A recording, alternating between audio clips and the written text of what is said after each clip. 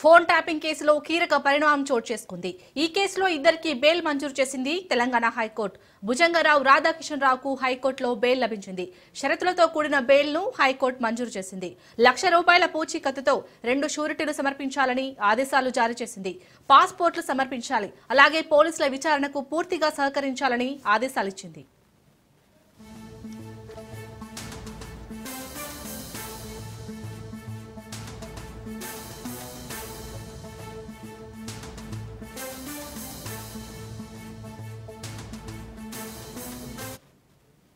Phone tapping కేసులో కీలక పరిణామం చోటు చేసుకుంది.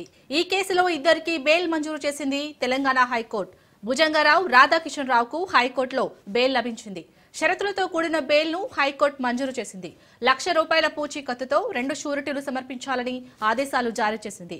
పాస్పోర్ట్లు సమర్పించాలి, అలాగే పోలీసుల విచారణకు పూర్తిగా సహకరించాలని ఆదేశాలిచ్చింది. ఫోన్ ట్యాపింగ్ కేసులో ఇద్దరికి బెయిల్ మంజూరు చేసింది తెలంగాణ హైకోర్టు. దీనికి సంబంధించి పూర్తి డీటెయిల్స్ మా ప్రతినిధి పవన్ అందిస్తారు. పవన్, ఫోన్ ట్యాపింగ్ కేసులో భుజంగరావు రాధాకిషన్ రావు కూడా బెయిల్ లభించింది.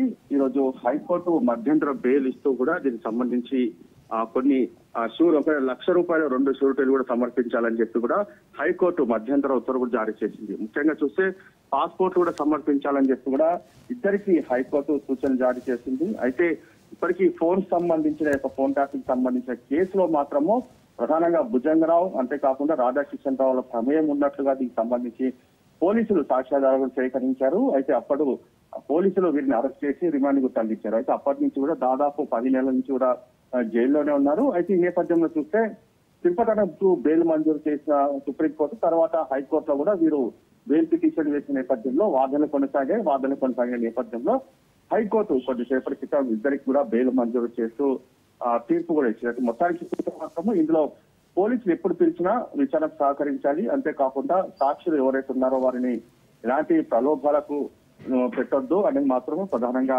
హైకోర్టు కూడా కొన్ని సూచనలు జారీ చేసింది. సూచనలు జారీ చేసిన నేపథ్యంలోనే ఒక బెయిల్ మధ్యంతర ఉత్తర్వులు కూడా జారీ. అలాగే పవన్, మరి షరతులతో కూడిన బెయిల్ అయితే మంజూరు చేసింది వీరిద్దరికి. మరి బెయిల్ వచ్చింది కాబట్టి ఈ కేసులో ఇంకా ఎలాంటి పరిణామాలు చోటు చేసుకునే ఛాన్స్ ఉందంటారు?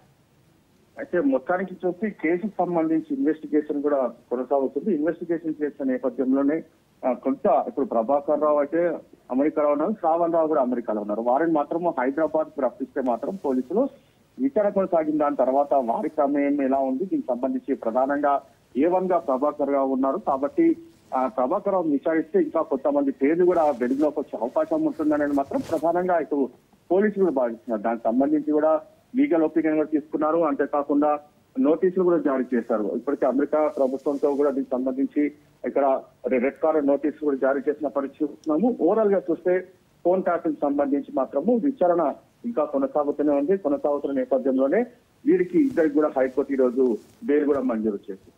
Right, thank you Pawan.